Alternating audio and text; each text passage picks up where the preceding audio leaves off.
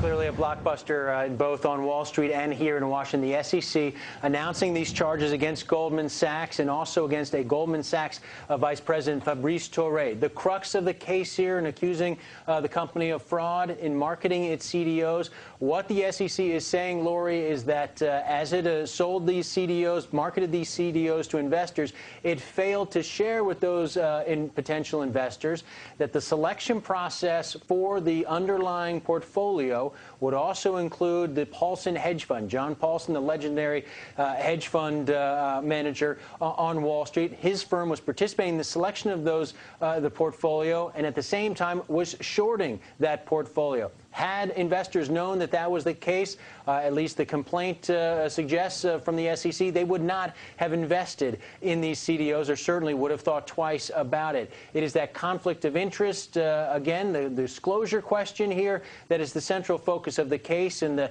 head of the SEC's enforcement unit, Robert Khuzami, he talked about it a short time on a conference call. Let's listen to some of what he had to say. Undisclosed in the marketing materials was that a large hedge fund, Paulson and Company, played a significant role in the portfolio selection process and had an economic incentive to choose what it viewed as the poorest quality BBB rated mortgage securities.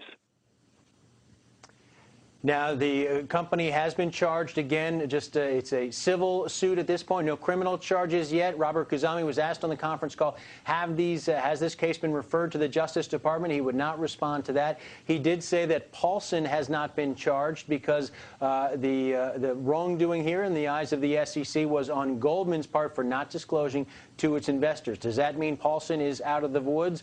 Obviously, we do not know that fully at this point, but this is simply the charges right now against Goldman Sachs, and they are a very big story here in Washington, Lori, and will continue to be through the course of the day. We saw the sell-off on Wall Street after this news was announced. We have now received a statement from Goldman Sachs saying it will fight these charges and will try and restore its reputation and its good name.